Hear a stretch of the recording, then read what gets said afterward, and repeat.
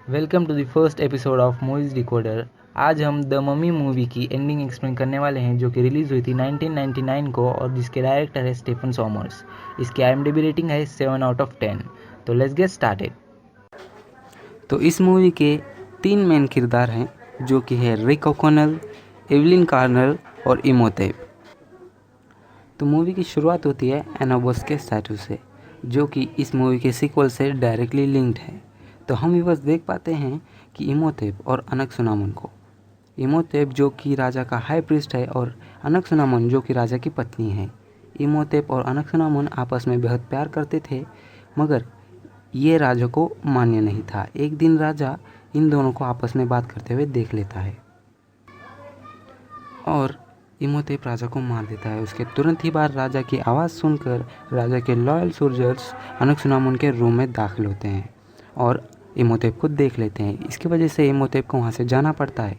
Imhotep महल के बाहर निकलते ही अनकसुनामुन अपने आप को मार देती है और कुछ दिन बाद इमोटेप अनकसुनामुन को फिर से ज़िंदा करने के लिए उसकी लाश तहखाने से चुरा कर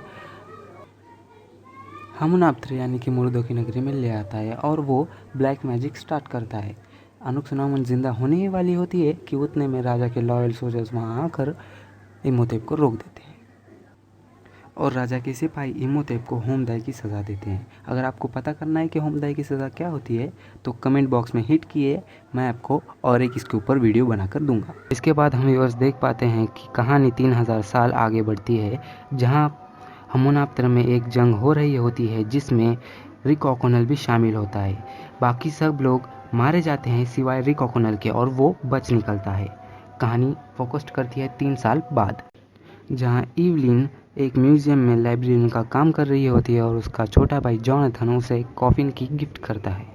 उसकी में उन्हें हमुनाप्तर का एक मैप मिलता है। अगले सीन में हम व्यूअर्स ये देख पाते हैं कि इवलिन और जॉनथन उस प्रिजन में जाते हैं जहाँ रिक ओकॉनेल होता है, क्योंकि जॉनथन ने ये कॉफिन की रिक ओकॉनेल से चुराई होती है।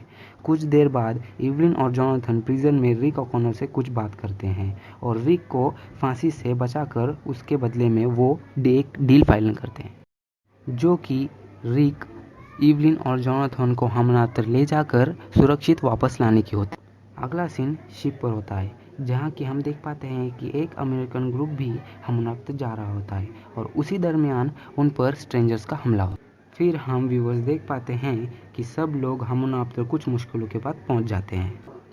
फिर कुछ देर बाद सब लोग पिरामिड के अंदर चले जाते हैं। कुछ देर रिसर्च करने के बाद इवलिन, रिक और जॉनथन को इमोटेप का कॉफिन मिलता है। तो आगे हम व्यूअर्स देख पाते हैं कि अमेरिकन्स को एक बॉक्स मिलता है जिसमें अनकसुनामुन के बॉडी के कुछ पार्ट रखे होते हैं और उसके साथ उन्हें एक काले जादू की किताब भी मिलती है। ये किताब डायरेक्टली लिंक है अनकसुनामुन के पास से। जब इमोटेप उसे ज़िंदा करने की कोशिश करता है वो इसी बुक के ज़रिए करता है। अगले सीन में इवलिन काले जादू की किताब चुराती है। फिर कुछ देर बाद अनजाने में इवलिन और रिक ओकॉनेल इमोटेप को ज़िंदा कर देते हैं। फिर उसके तुरंत बाद ही अजीबोगरीब घटनाएं होने लगती है।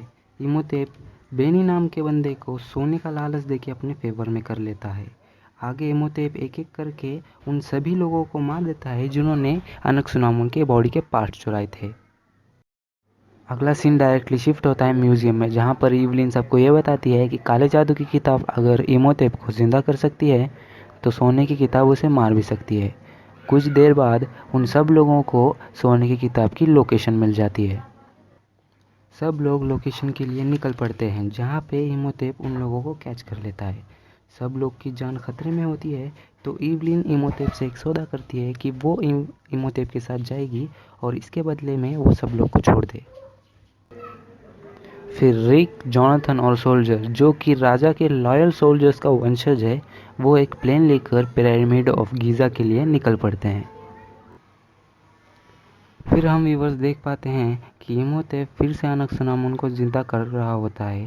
तभी रिक और सब लोग वहां पहुंच जाते हैं। अब रिक और इमोटेप के बीच मतभेद होती है। मौके का फ़ायदा उठाकर जॉनथन सोनेरी बुक ले आता है और इवलिन उसे पढ़कर इमोटेप को मार देती है।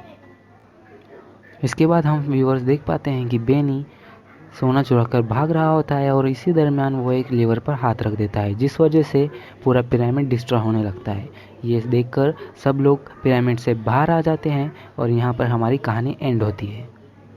If you like the video then do comment, share and subscribe, and don't forget to hit the bell icon.